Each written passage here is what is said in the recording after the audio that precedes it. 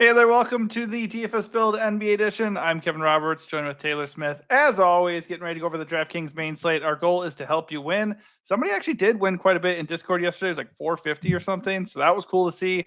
I tripped up. It was a good night for the core plays too. Kudos, Taylor. You had some really good calls across the board on DraftKings and FanDuel. If you want to get access to the cores, you got to hit up our Patreon. Really reasonably priced packages for the month. Night slate, FanDuel, and DraftKings main slate. Those are all split up, or you can just package them all together for a reasonable rate. So check that out. That is linked in this video, and you can also check it out in our Discord. Discord is free. You can come chat with us, share your lineups, your 1v1, 2v2, whatever the case. We will help you out the best we can.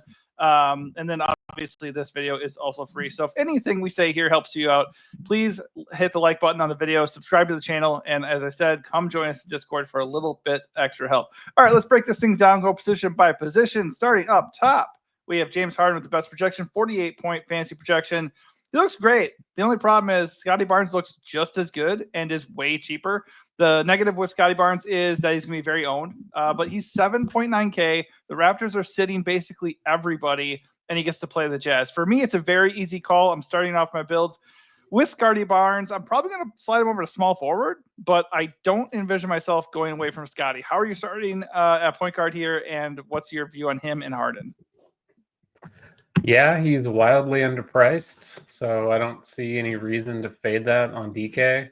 On FanDuel, I think he's 9-1, so there's more of a discussion about it, but for sure, 7-9 on DK is just insane. Chris Boucher now doubtful. That was a guy I liked. So back to the drawing board on Toronto. That's just another guy missing from the rotation now. Yeah, he would have been a good punt for sure. Yeah. You have Barnes and Quickly. You also have AJ Lawson for Toronto, who's randomly playing minutes, 26 in the last game. So, there's quite a bit of value on this slate between OKC, Sacramento, New York, potentially, depending on the Brunson news. Should be out, but we'll see. Jamal Shead, yeah. Oh, Shed. So sorry. Not really into Shed personally. I think Lawson's probably a better punt, but you can do whatever you want. On the high end, I do love Harden though quite a bit. Like he's priced up, but without Norm Powell, his usage is also coming up. Kawhi Leonard's kind of dust at this point, so Harden's kind of still taking over, doing everything for that team. Knicks the second half of a back-to-back, shorthanded after playing overtime last night, so a good matchup for Harden. Yeah, there's not a lot else to pay up for. Like Morant looks pretty good quickly in the mid-range. Obviously, with RJ Barrett out, looks good. Jamal Murray, fine. Never really loved Jamal Murray with Jokic in, but Jokic is questionable, so we'll see what happens with that. Still playable. Murray shows occasional ceiling. Like I think in the last game, he paid off pretty well. So there's a lot to like in all price ranges at point guard, and we haven't even come close to talking about everybody. Yeah, I mean, Harden is coming off of a real-life 50-point game, so I can't really say anything bad about Harden, and his ownership is kind of low. I'm not getting to him because a lot of the value I like is at point guard. And I actually like Kawhi a good deal at 7.8. Big minutes. He still has good usage. He's still producing just fine. He's just not dropping, 50 real points. I think, though, I think he's going to show up tonight. But yeah, Harden's totally fine if you want to get up there at 9.8K. I'm starting with Scotty Barnes and Emmanuel Quickly, 6.6K with a 40-point fantasy projection against the Jazz with all those dudes out. Like I can't not play Quickly and Barnes. Like you said on FanDuel, Quickly 7.4, Scotty's 9.1. I think it's a little bit more. It's something like you can get away from those guys a little bit if you want to. I think Quickly I'd still play there. But yeah, there's just obviously a little bit more expensive there. But Quickly is way too cheap. He's the first one I'd play here. And then the fact that you can play Scotty Barnes at small forward is very, very helpful. So those guys look awesome.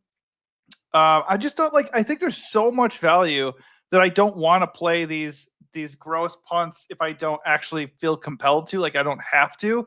Like Shed, AJ Lawson, like a bunch of other guys, like Brandon Williams off the bench for the Mavs. You can play these guys, but a lot of them are going to tank. Like they're not going to hit all the time. So I would rather just pay up a little bit for like Keon Ellis or the OKC value, something like that, something I feel a lot more comfortable in.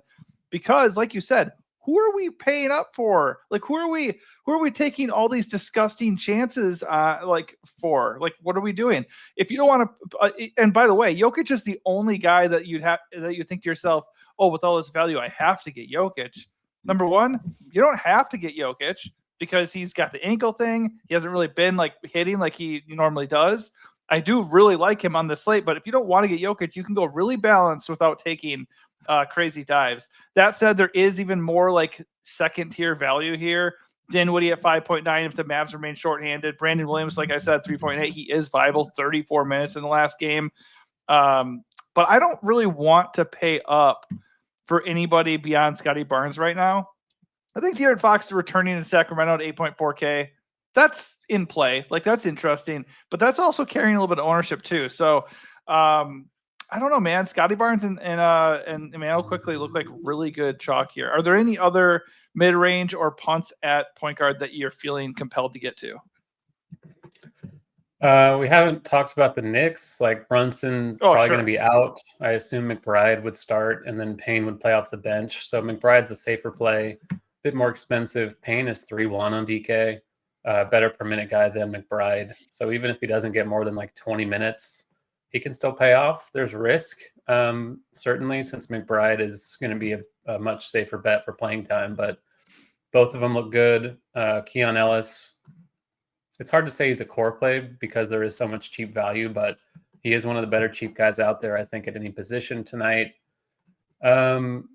Caruso, not really a guy I want to get to. OKC has a lot of guys that are going to get usage without SGA and Jalen Williams. He's not really one of them. So not super into that. Guys like the Cavs, like, they're in a good spot against Charlotte. It's just really tough to trust a full-strength Cleveland team. They have like everybody today. They have everyone. Yes, it has a 16-point spread, so they should do well, but I'm not sure you need that on this slate. Yeah, so two quick notes to add on here. So I don't mind the Payne thing at 3.1, but if this ownership as it is holds, I'm already on McBride as a core play. So it's worth noting that Payne projects pretty closely to McBride for $1,000 less, right? So that is the incentive to go get Payne. But Payne is chalkier, I guess, just because he opens things up more. I don't know. For me, it's McBride. It's a very easy call. He's going to get monster minutes. He's been very productive in that role before. The other thing is Alex Caruso. Completely agree. He's the first OKC value where I was like, oh, well, I don't want that. We'll talk about the other guys in a little bit, but I think Caruso's fine. If you play Caruso, because he's also small forward eligible, like there is value there for sure. But he's like the first OKC value guy that I don't want. I'm a little bit bummed that he's not really carrying ownership right now. All right, over at shooting guard, Devin Booker leads away with a 44-point fantasy projection. He, along with Anthony Edwards, are pretty interesting GPP plays right now. They both project as the top two shooting guards. They're they're a little bit expensive, and then just there's other value across the slate to the point where like they're just not really looking like priorities. Bradley Beal is expected to be in. That it dings Devin a little bit. I think Anthony Edwards at 9.4 is a little bit interesting here, with a lot of the ownership going to the value guys we already talked about in Toronto: Jokic, Cat, Harden. So I think if you want to get different up top, Edwards at sub 10% ownership is pretty appealing against the Heat here. I'm not really getting there on this slate. I think the game in general just looks horrible, like one of the worst games to target on the slate. Miami value is not very interesting. Minnesota might be getting Gobert back, and if they do, they're at full strength. So I get it, but Randall back, his usage has taken a bit of a hit. He's still okay. Like, there's always a ceiling there. I think I would just rather hunt it elsewhere. Shooting guard just looks like a value spot. I think the highest I would go with confidence would be Levine. Without Sabonis, without Malik Monk, there's a lot of usage to go around. Good spot against the shorthanded San Antonio team. A lot of chalk for DeRozan.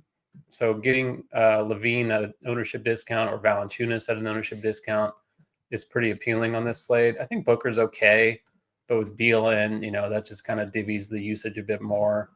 I just think the cheap stuff here is a lot more appealing than the expensive stuff. Oh, 100%. Ant is a GPP play. I'm just saying, I'm not really getting to Ant. I'm just saying, if I'm going to spend all the way up, I don't really want Booker. I don't really want Fox. I think Ant would be the guy that'd be most interesting there if I was going to spend. I agree. Levine looks better for sure as far as value sake. If Ja's out, Desmond Bain looks great. JJJ's out anyway, so Bain looks fine anyways. But I'm not really spending here personally. This is where I'm slotting Isaiah Joe. And then if I get to another shooting guard, so be it. I'm just not really spending at shooting guard in general right now. There are guys here that we can look at. We didn't really touch on Dinwiddie too much, but 5.9K. He's there. Vassell's a good price. There's a lot of nice lower mid-range guys. Max Christie, Klay Thompson. If the Mavs are shorthanded, we can certainly look at Dallas guys. So there's nothing wrong with that. But for the most part, I'm looking at punting shooting guard. Keon Ellis, Isaiah Joe, that's about where I'm at. Yeah. Isaiah Joe, probably a core play. Just he's an OKC guy who will get usage. Probably going to start. We don't know. Like OKC's pretty unpredictable with their lineup. They still have enough bodies to where this situation can kind of fail, but he's one of the ones I feel pretty confident about, along with Aaron Wiggins. So I'll be getting a lot of Joe. Don't love that he's shooting guard only, but whatever. Like this position sucks, so I'm okay filling it with him. How would you feel if he does not start? I mean, if the ownership's high, then he becomes a pretty shaky play. If he's not mega chalk, then I'm still okay playing him because he should still get minutes. Yeah. But there is enough else to pivot to. Like we talked about McBride, we talked about Payne, we talked about Keon Ellis, we talked about Lawson. All these guys are shooting guard eligible. So there's enough else to get to where you can certainly fade Joe if he's not starting. Klay Thompson got 27 shots in 35 minutes the other night. In a game they lost by 30. Dallas is more full tonight. They get Dante Exum back, but they're still, and Caleb Martin might play. We don't know. Caleb Martin hasn't played in like months. So like, even if he does, he's not going to get huge minutes. Klay, like I'm not excited to get to Dallas because they are awful and shorthanded and Memphis could blow them out. But as we saw in a game they lost by 30, Klay still got minutes, still got tons of usage. So there is upside there, given the pace Memphis plays at. Max Christie, similar story. He's okay. No, not like a conviction play. Jacoby Walter, one of the many Toronto players you can get to on this slate. Even Jared Rhoden got over 20 minutes in the last game for the Raptors. So you can get pretty gross with Toronto, and I still think it's not the worst thing in the world. And Exum as well is viable just because he's cheap and should get some minutes. Yeah, I think the Mavs situation is just as simple as that. If Exum and or Caleb are in, I'm just not really feeling the Mavs. Obviously, there is blowout risk because Dallas is not very good right now. They don't have a true superstar in their lineup currently. So yeah, I think Klay and Christie are totally fine as like last guys in. If I was prioritizing Mavs, it would be Dinwiddie and Najee right now. But I do think I need them to have that 8 guys again for me to feel really excited about it. All right, moving on to small forward. Just real quick, let's start with DeMar DeRozan because he is the second best projecting small forward. Scotty Barnes and him are coming in with 34+% ownership right now. I'm eating the Scotty Barnes chalk gladly. I am fading the shit out of DeMar DeRozan, though. DeMar DeRozan at his price point against the Spurs is a totally fine play. He's projecting like a boss. There's nothing wrong with him, really. But I don't want to eat that much crazy chalk. I'm already going to eat a lot of value chalk. And I would rather play like lower on Levine. I'd rather play a lower on Kawhi. I just think there's other ways to go. Josh Hart is kind of getting overlooked right now with possibly no Brunson. I just think like you don't need to eat like mega chalk across the board. And if DeMar DeRozan is going to be pushing 40%, I'll just pivot to Scotty or go to Kawhi or something. Just get a little bit different at a comparable play. How are you feeling up here with DeRozan up top at small forward? Yeah, I mean, I don't have a problem with it. He's certainly not as stable as Scotty. So I agree that Barnes is just the better chalk play between the two. Both under 8K, which is absurd for Barnes. It's fine for DeRozan.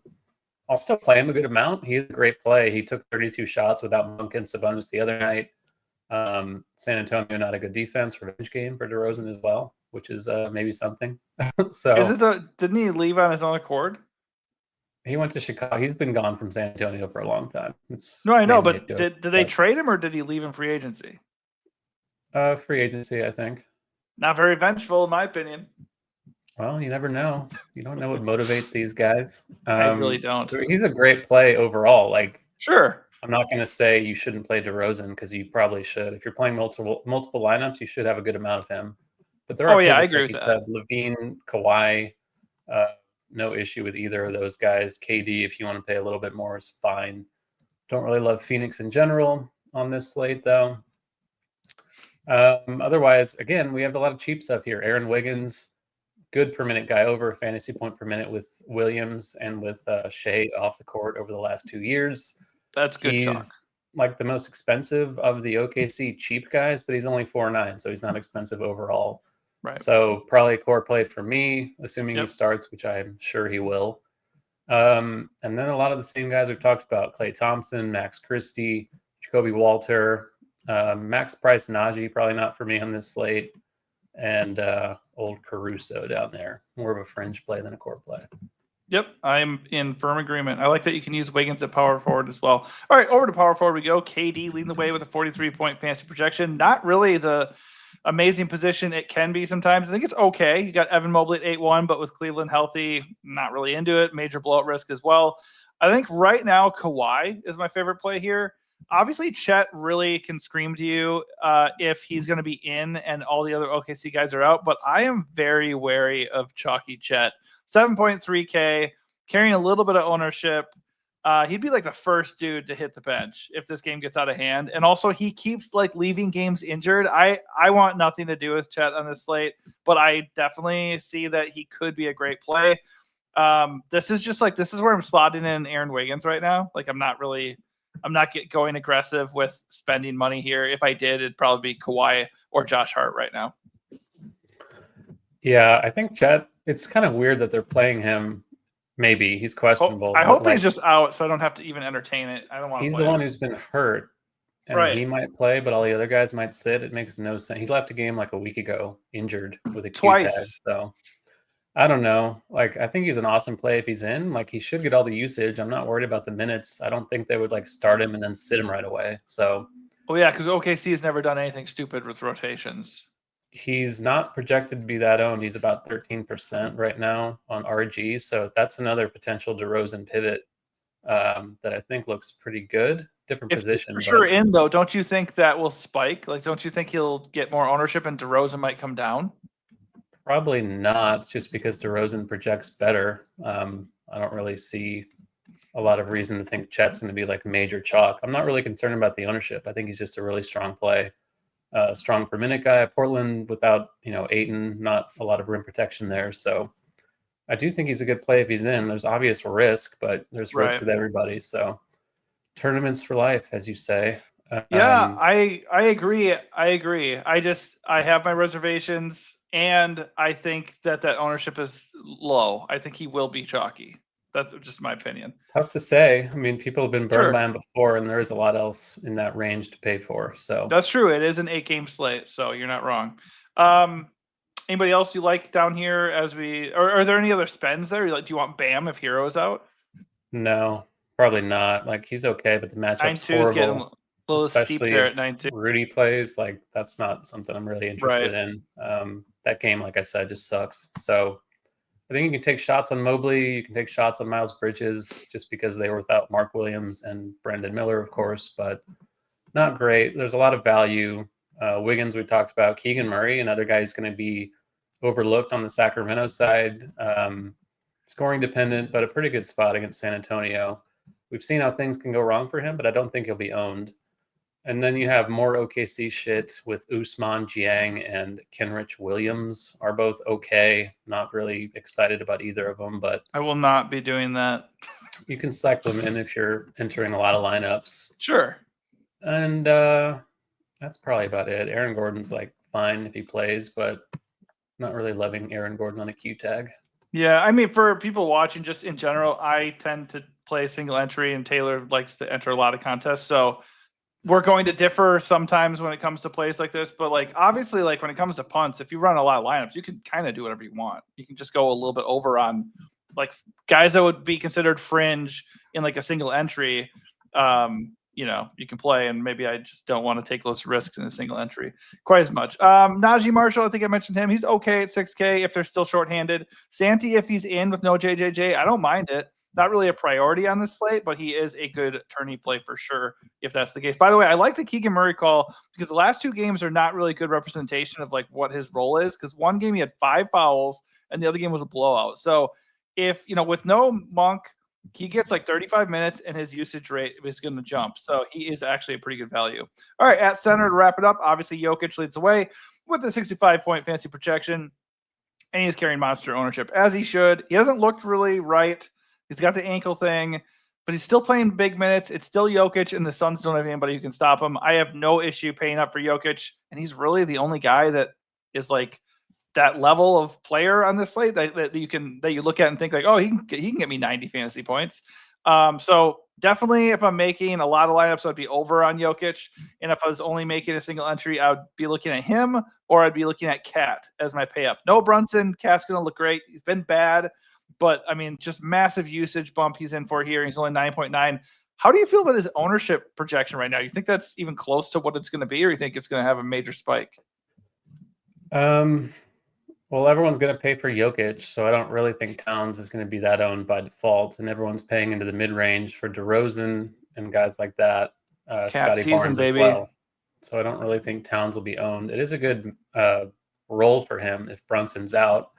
Matchup is pretty brutal, but, good tournament play if he's going to be low owned. GPP for life, as you said. Valanciunas still not priced out at 6,900. Playing a big role, top 30 minutes in the last game, like we talked about. They're playing in more minutes without Sabonis. Like, they're not Memphis, they're not Toronto, they're not these teams that have held them down from a minute standpoint. They ride their starters very heavily. So now that he's starting, still a great play. Otherwise, and Zubac, I think, is fine too on the other side of the Knicks game. He's been pretty awesome lately. Otherwise, you can punt. There's punts at center, of course. Jalen Williams for OKC should start. Or could start. I don't know if he'll start if Chet plays, but we'll see. Good play either way. Nurkic should be starting with Mark Williams out. Matchup sucks, but it's Nurkic. He's a great per minute guy. Doesn't need a ton of minutes to get there. Toronto, Orlando Robinson, now that Boucher's out, and Mobo is out, and Pirtle is out. So they're pretty down on centers. Robinson should play plenty of minutes. I think he's 3,500. Not something I'm super excited to do with a center position, but, the role should be pretty safe for him.